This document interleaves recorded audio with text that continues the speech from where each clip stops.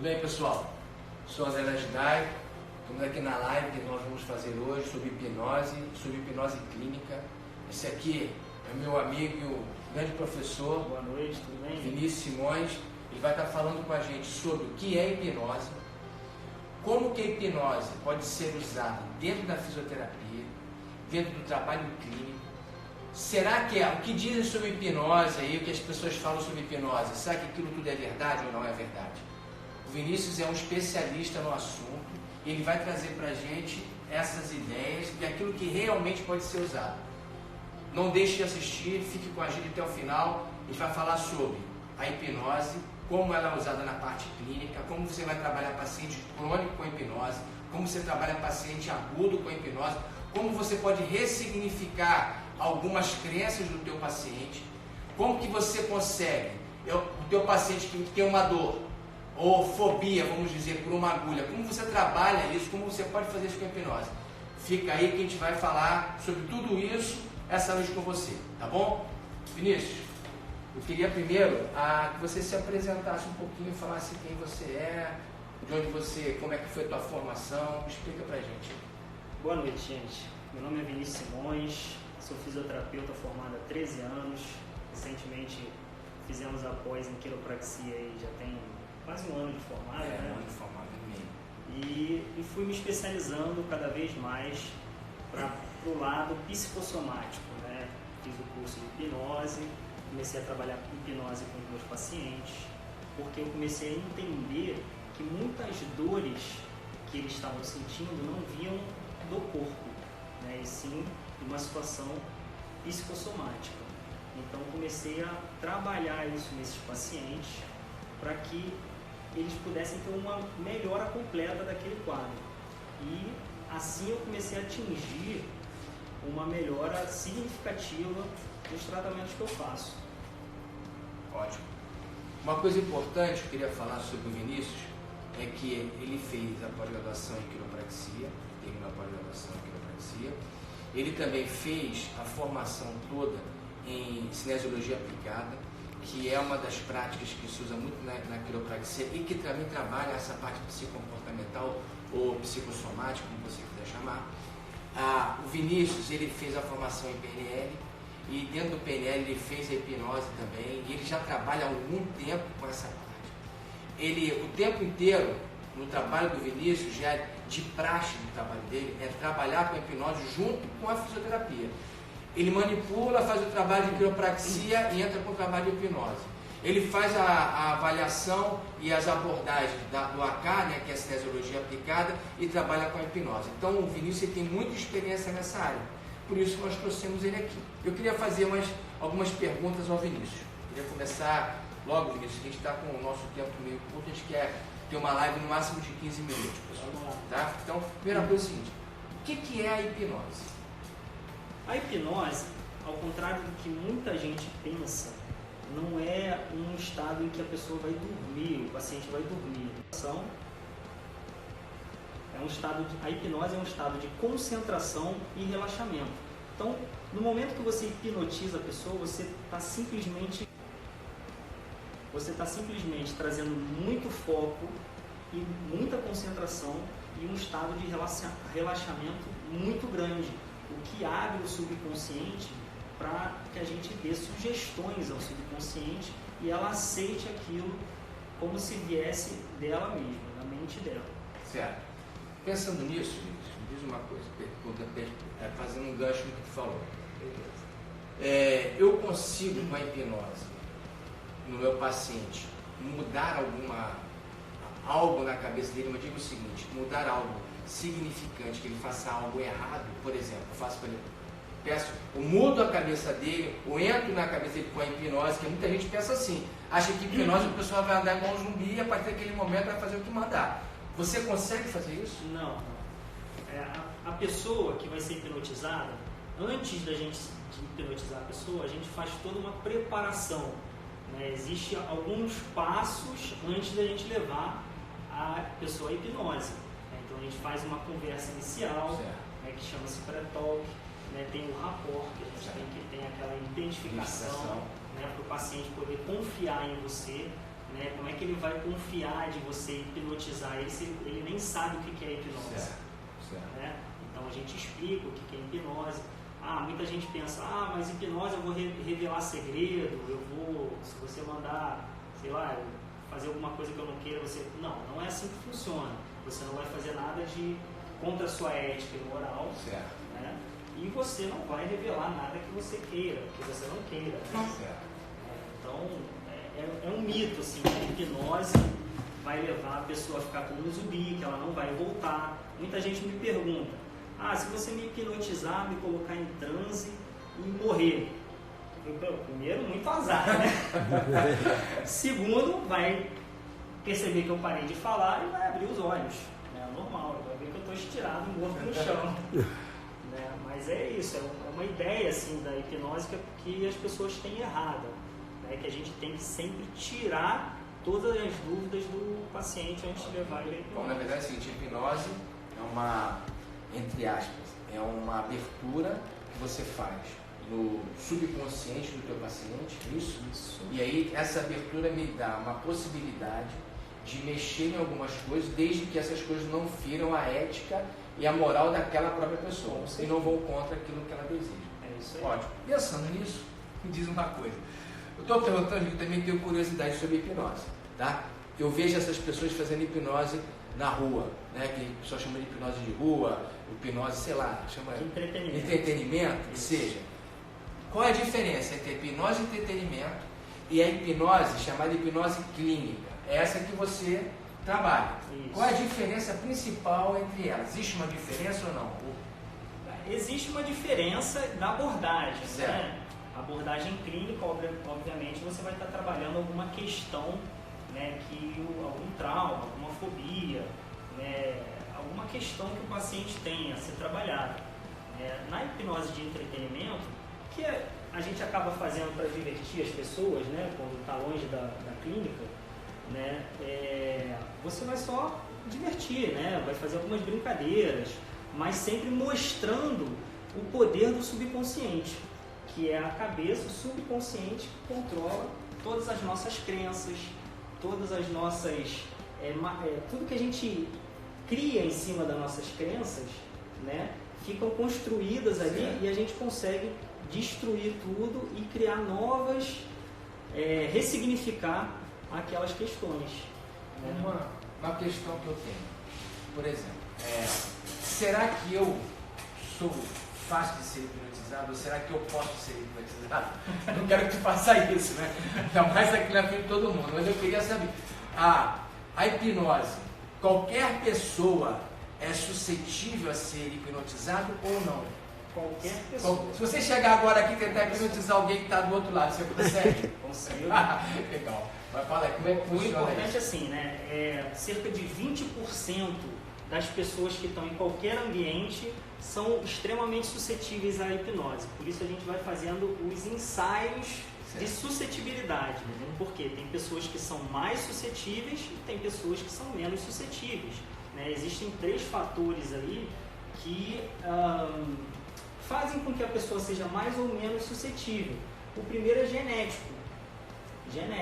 Então, se o André é muito suscetível à hipnose, provavelmente os filhos dele também serão.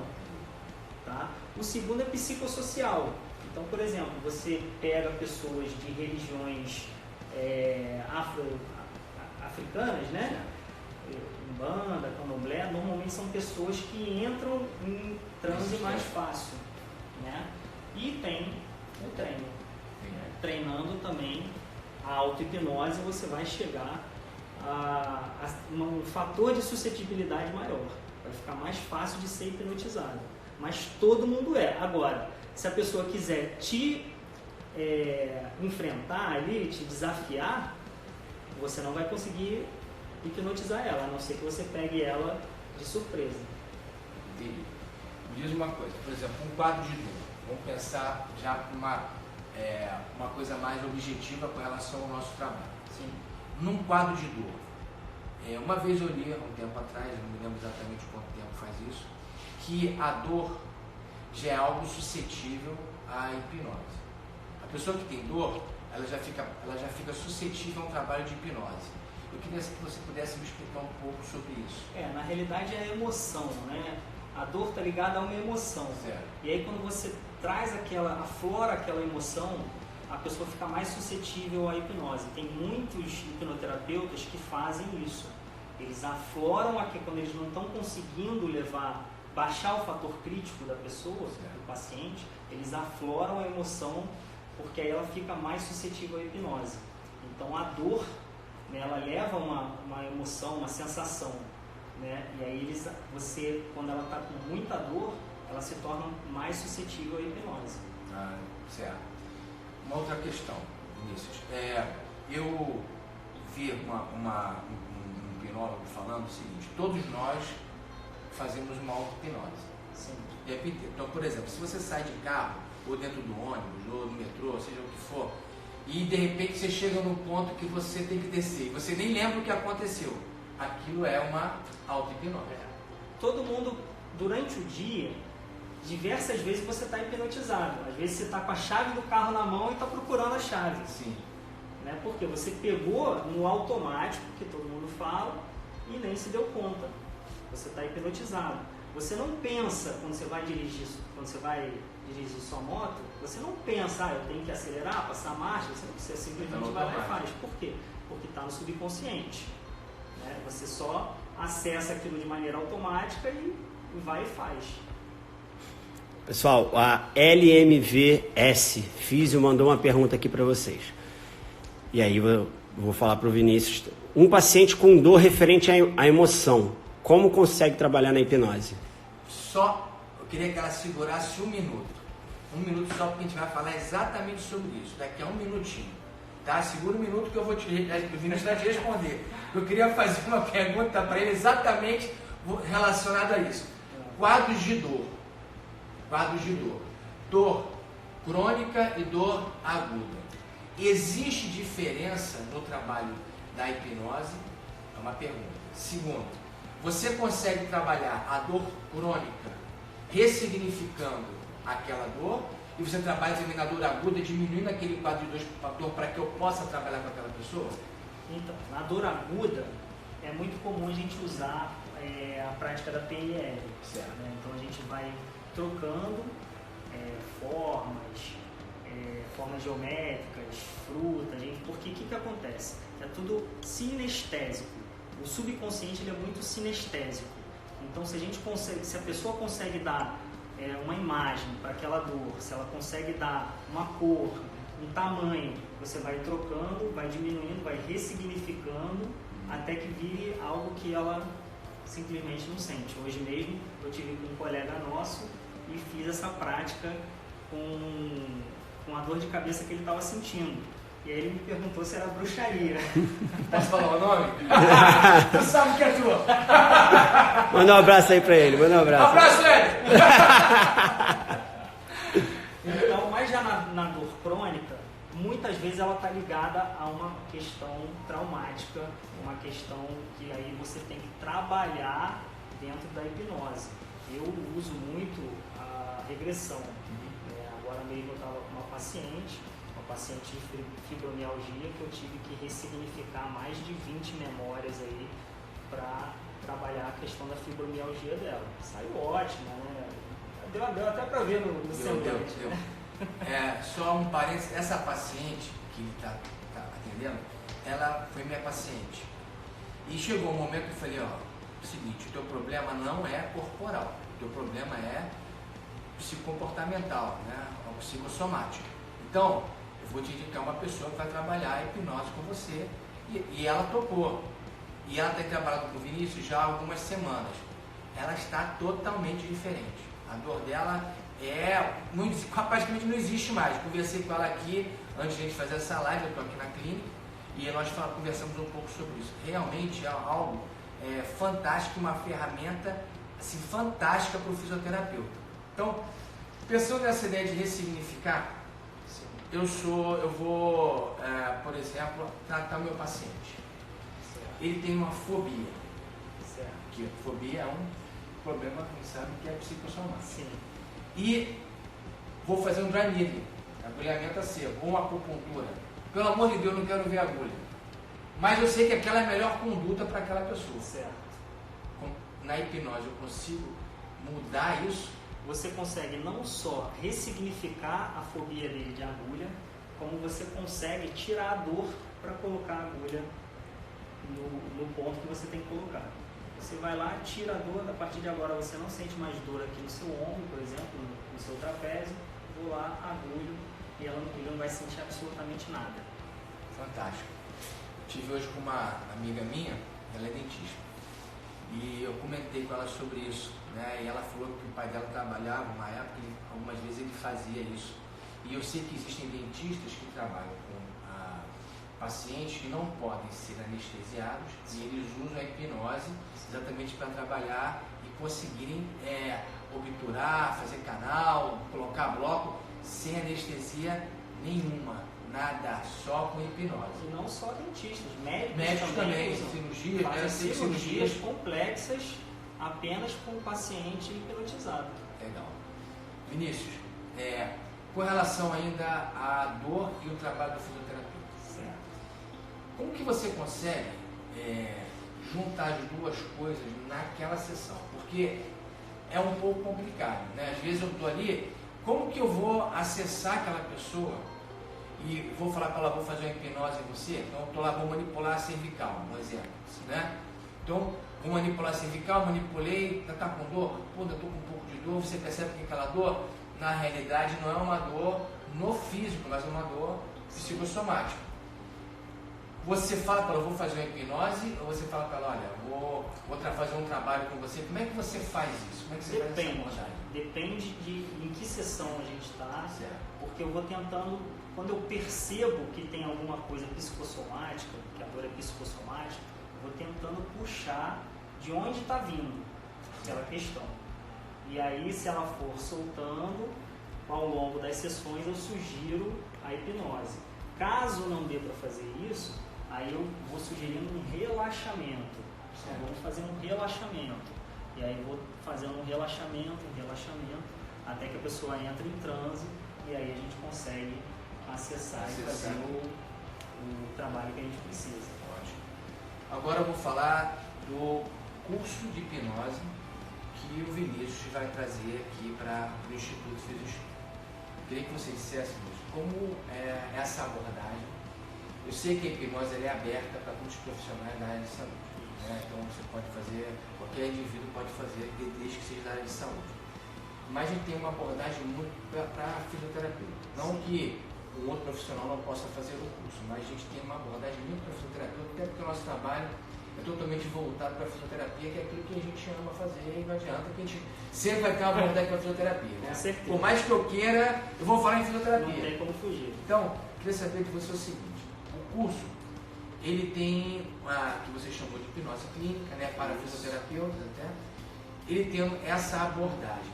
Queria que você me explicasse como que é o andamento desse curso, o que você vai abordar no curso e quais as ferramentas que vai dar para o fisioterapeuta, também botar no curso, para que a gente possa usar no dia a dia com o nosso paciente.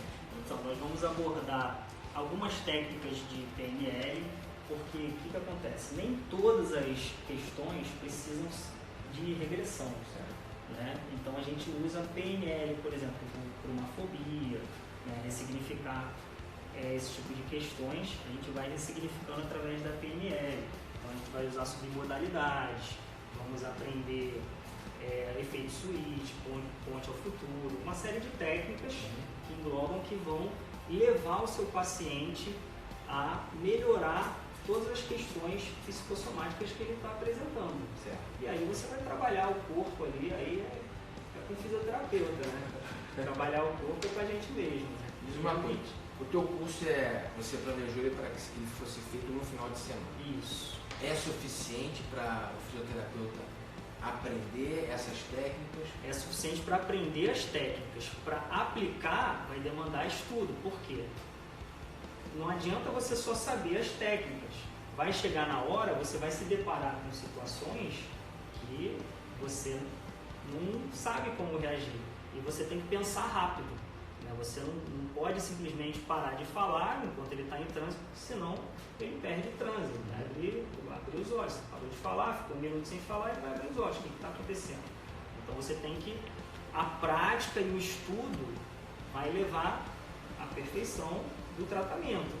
Então você vai precisar entender o problema do paciente, saber se ele tem uma crença limitante para ser trabalhada, porque normalmente quando a gente tem um problema, a gente tem uma crença limitante associada, o que leva ele a esse gatilho mental. E o que a gente vai fazer é simplesmente abrir um outro caminho neural, como se fosse uma trilha. Pensa numa trilha. Você sempre está trilhando, passando por aquele caminho, né? Então já está ali marcado o caminho. Né? E a gente, com a hipnose, vai abrir um novo caminho. Mas para isso a gente tem que apagar o caminho anterior e reforçar sempre o caminho novo, porque senão ele volta para o caminho anterior. A hipnose não depende do hipnoterapeuta, depende de quem está sendo hipnotizado. Certo.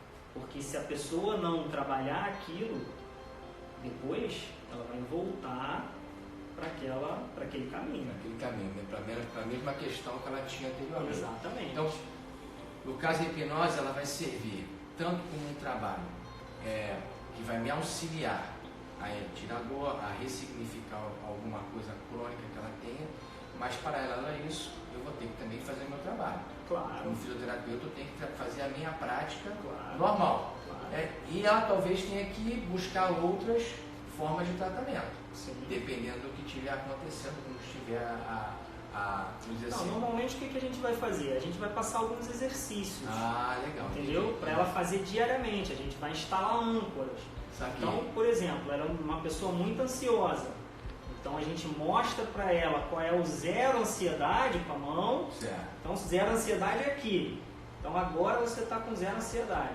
E você instala uma âncora. Toda vez que você apertar sua mão direita com convicção, você vai acessar esse estado de zero ansiedade. E aí ela todo dia tem que fazer esse trabalho, porque senão a âncora se perde. O caminho é apagado, volta para o caminho que já está ali há muito tempo.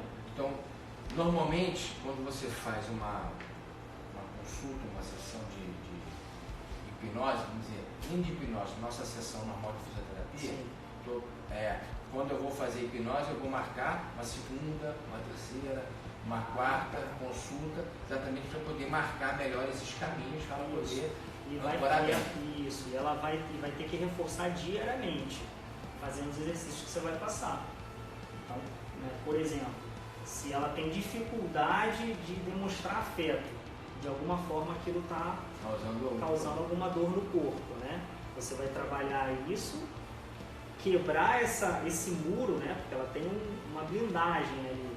Você vai desfazer essa blindagem, quebrar esse muro e vai fazer com que ela consiga demonstrar afeto. E ela vai ter que praticar isso no dia a dia, seja pelo filho, seja pelos pais, enfim, por quem for que ela tem dificuldade.